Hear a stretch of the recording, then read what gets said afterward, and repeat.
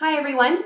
So my name is Michelle Metter, and today I'm going to be talking a little bit about the ways that companies can show appreciation and reward their employees for hard work as part of the human resources management facet.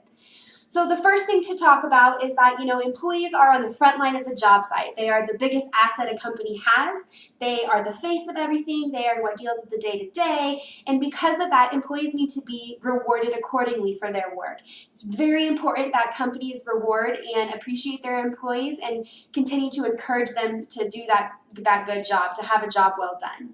So typically, benefits and rewards are split into two categories. The first being intrinsic rewards, and those are things that employees feel inside of them.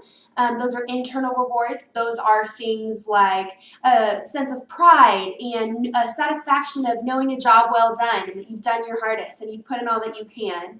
And then there are extrinsic rewards, which is what people typically think of when they think of rewards and appreciating employees. And those are things that are mostly financially based, and those are bonuses or memberships or medical insurance, company cars, those kinds of things. So the first thing that I really want to dive into is intrinsic benefits. So it's important that companies reward their employees the way that they best feel appreciated and best feel rewarded. And those that reap those intrinsic benefits, like the sense of pride, like I mentioned, that pride of a job well done, is really important to note. They also feel appreciated with, higher sense of responsibility, more, that have flexible work schedules or things like that aren't necessarily financial, aren't tangible, but they still feel pride and appreciated. So turning over to extrinsic benefits, those are what most people, like I said, feel are benefits. And those are things like those bonuses and those company cars and the insurance and those few things that I mentioned previously. That those are what makes employees feel rewarded and makes them feel appreciated. So our textbook goes into a couple different examples of these intrinsic and extrinsic benefits. And some of the things they talk about that are intrinsic are, like I said, that pride, that, fuller sense of, being able to work by yourself, those flexible times. However, I know I have mentioned that extrinsic benefits are financial, but they're not all financial. And some of those non-financial benefits can come from memberships or can come from being promoted, which doesn't necessarily always come with a salary increase. It could come just with a higher position title.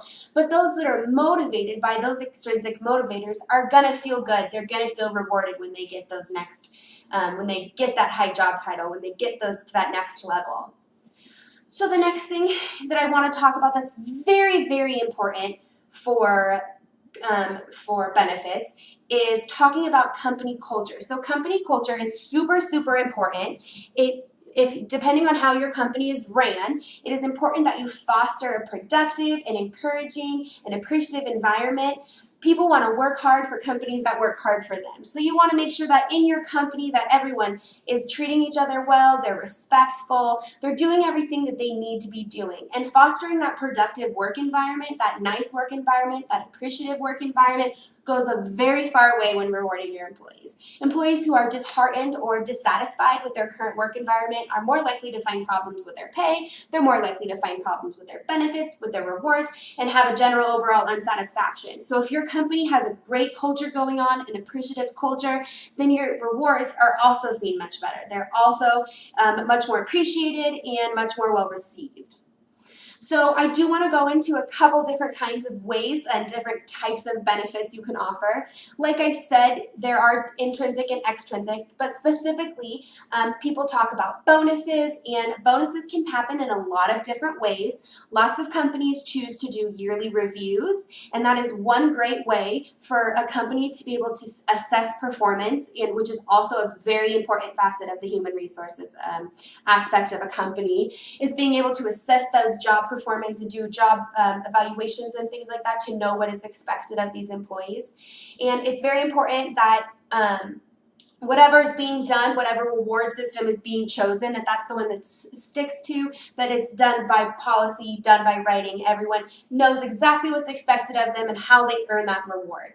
So like I said, there are bonuses. Many times the companies offer things like medical insurance or dental insurance or vision insurance, and those are really, really great because those are things that are not legally required. Those are voluntary benefits that a company can offer to their employees to show that they appreciate their hard work, and in return, we're going to take care of some of your medical expenses. So on the flip side of that, another system that we have for giving away benefits and rewards is a seniority-based system.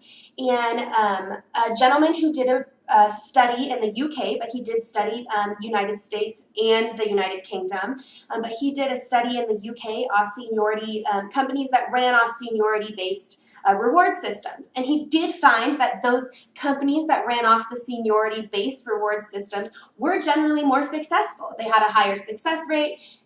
Their employees felt welcomed and appreciated, and they felt incentive to stay with the company.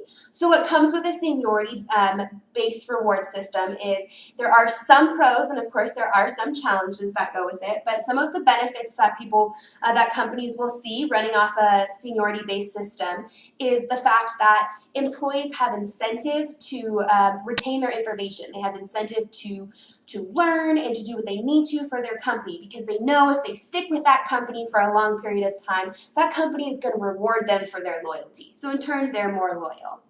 On the flip side of things, sometimes seniority-based systems can foster a little bit of resentment from newer employees who feel that they should be rewarded the same as those employees who are part of that seniority system, who have been there for years. But that just ties back into that company culture. If your company is fostering this productive and positive and enriching environment, some of those newer employees will be able to reap their benefits other ways, and will be able to feel appreciated in other ways, and it'll give them incentive to go ahead and move forward in that seniority-based system. So finally, what I want to note is it's so very important for a company to do a few things when figuring out their reward system. First, the first thing they need to do is figure out where they're financially at, what can they offer, what can they not offer, and they need to find out what the employees like. They need to do something kind of like a job satisfaction survey, or they need to go out and survey their employees and say, what kind of rewards feel the best for you? And for some, that may be a salary increase, but for some that may just be at the end of a long harvest or at the end of a long season, they get an employee appreciation day, and that's, where there's food and music and all those kinds of raffles, all those kinds of fun things. And sometimes that goes a long way for companies. But it's very important to find out what your employees need and how they feel best rewarded, so you can reward them in that way, so you can appreciate them in the fashion that they feel most appreciated with. It's also important, like I said, to assess your company's abilities to give out these rewards. You don't want to make promises that cannot be fulfilled. You don't want to promise people bonuses and raises and promotions if it's not possible. You really want to stay true to your word as a company, and that's what dovetails into this next step of having your reward system on paper. Employees need to know how they can get those rewards, what those rewards are, and they need to know that they're the same for everybody. So even if with a seniority-based system, there still is a tier system, there still is, you're here for this long, doing this job, this is your reward. And it's not just willy-nilly. So one person in one department gets something, where another person in another department gets nothing. It's very, very important to have everything written down, have everything on paper, have all the employees in the know, and have them knowledgeable about how your policies work. And that way, you know that everything is going fairly, that there's no bias, and that everything is happening impartially. The last thing you want is employees to not feel appreciated by their reward or feel like they've been cheated out of something. So you want to make sure that everybody's on the same page. Finally, I'd just like to end with employees, like I said, are the front line. They are the biggest asset a company can have, and they are the most important thing for a company. Without employees, companies cannot run. So it's very important that those employees feel rewarded and feel appreciated the best way they can. And it's important that a company makes sure that they're doing their best so their employees can do their best. Thanks. I hope you all enjoyed it.